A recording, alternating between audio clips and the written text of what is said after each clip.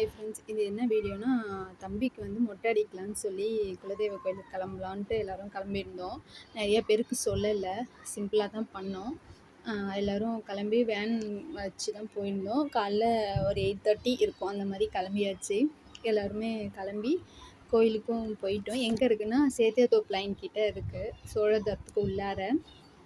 அங்கே கோயிலுக்கு போயிட்டு எல்லாம் நின்றுட்டுருந்தோம். இந்த சாமி பேர் என்னன்னு பார்த்தா பெரியாண்டவர் பெரிய நாயகி. இது வந்து காடு உள்ளார இருக்கும். வெறும் கோயில் ஒரு மரத்தடியில் தான் இருக்கிற மாதிரி இருக்கும். நீங்களாம் யார் யார் போயிருக்கீங்க இந்த கோயிலுக்கு அப்படின்னு சொல்லி மறக்காமல் சொல்லுங்கள். யார் யாருக்கும் இந்த கோயில் வந்து குலதெய்வம் அப்படின்றதையும் சொல்லுங்கள். நாங்கள் ஃபர்ஸ்ட் டைம் தம்பி பிறந்து இப்போ தான் பொங்க வச்சு அபிஷேகம் கொடுக்கறதுக்காக போகிறோம். ஸோ சாப்பாடு காலையே ரெடி பண்ணி எடுத்துகிட்டு தான் போயிருந்தோம். அங்கே உட்கார முடியாது, மண்ணாக இருக்கும் அப்படின்னு சொல்லிட்டு பெட்ஷீட் வாங்கிட்டு போயிருந்தோம். இதுதான் எங்கள் கோவில். இது வந்து ஃபஸ்ட்டில் பார்த்தீங்கன்னா ஒரே ஒரு கல்லில் 6 முகம் வச்சு பிள்ளையார் செதுக்கியிருப்பாங்க. அழகாக இருந்துச்சு. அபிஷேகத்துக்கும் நாங்கள் ஜாமான்லாம் நாங்களே வாங்கிட்டு வந்தோம். ஸோ டைம் ஆகிடுச்சு, 9:30 மேலே ஆகிடுச்சுன்றனால வந்த உடனே எல்லாேருக்கும் சாப்பாடு போட்டு சாப்பாடு வச்சிடலாம்னு சொல்லி சாப்பிட்டுட்டு இருந்தாங்க. அதுக்கப்புறமேட்டுக்கு அதுக்குள்ளே சாமிக்கு கொடுக்க வேண்டிய பொருள்லாம் நான் எடுத்து கொடுத்துட்ருந்தேன். எடுத்து வச்சுட்டு வந்து இருக்கிறவங்களுக்குலாம் ஃபஸ்ட்டு சாப்பாடு போட்டுடலாம் அப்படின்னு சொல்லிட்டு, அப்புறம் பொறுமையாக சாப்பிட்டு முடிச்சதுக்கப்புறம் நாங்களும் சாப்பிடாதவங்களாம் சாப்பிட்றலாம் அப்படின்னு சொல்லி சாப்பிட்டோம்.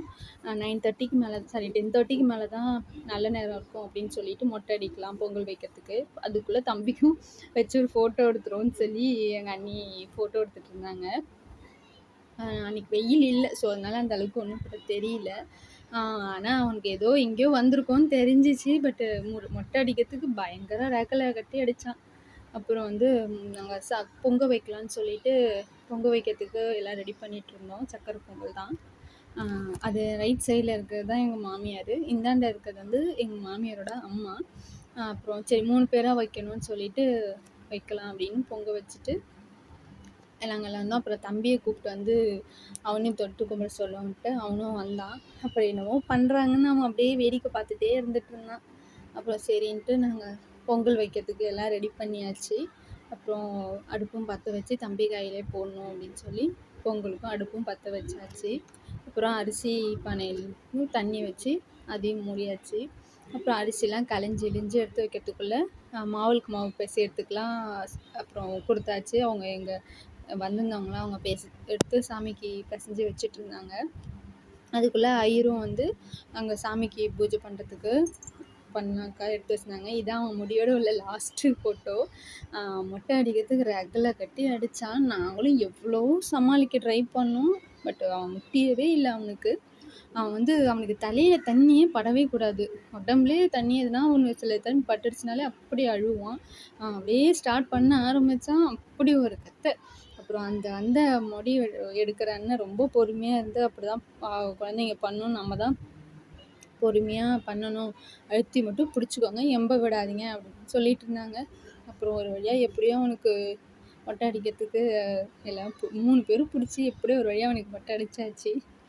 அதுக்கப்புறமேட்டுக்கு அப்படி இருந்தும் ஒரு 2-3 இடத்துல லைட்டாக அந்த இது கத்தி பட்டுடுச்சு. அப்புறம் அப்படி தான் ஆகும், அதெல்லாம் பயப்படாதீங்க அப்படின்னாங்க. அப்புறம் சரி ஓகே அப்படி சொல்லிட்டு நல்லபடியாக மொட்டை அடித்து முடித்தாச்சு. அப்புறம் வந்து சாமிக்கு அங்கே அபிஷேகத்துக்கு அவர் எல்லாம் பண்ணிகிட்டு இருந்தாங்க. அப்பயும் நடுப்புறையும் அப்படியே அதை போய் பார்த்துட்டு வந்துட்டு இருந்தோம். அப்புறம் அப்படியே பண்ணி முடித்ததுக்கப்புறம் தம்பிக்கு குளிக்க வைக்கணும் இல்லையா, அதுக்கு தண்ணி ரெடி பண்ணி வச்சாச்சு. ஆனால் அவனுக்கு ஒரு டைம் வைக்கவே விடவே இல்லை. அவன் எப்படியோ வச்சு பார்க்குறாங்க, அவன் பண்ணவே முடியல. அப்புறம் ஒரு வழியாக வேறு வழியே இல்லைன்னு சொல்லி அழுத்தி எல்லாம் பிடிச்சாச்சு. கையை வச்சு அழுத்தி பிடிச்சி வேணான்னுக்கிட்டே இருந்தோம். பாவமாக இருந்துச்சு. ஆனால் அவன் அழுகும்போது சரி வேறு வழி இல்லையே, அடிச்சு தான் ஆகணும் அப்படின்ட்டு அப்புறம் ஒரு வழியாக அப்படியே உட்கார வச்சு நல்லபடியாக முடி இறக்கியாச்சு. அவங்க எங்கள் அண்ணன் மடியில் தான் உட்கார வச்சு பண்ணோம். அதே மாதிரி அழகாக நின்று பொறுமையாக எடுத்து விட்டாங்க. முடித்ததுக்கப்புறம் எல்லாம் சுற்றி உள்ள சாமிக்கெலாம் போய் நாங்கள் விளக்கு போட்டுட்டு சுடம் ஏற்றிட்டு வந்தாச்சு.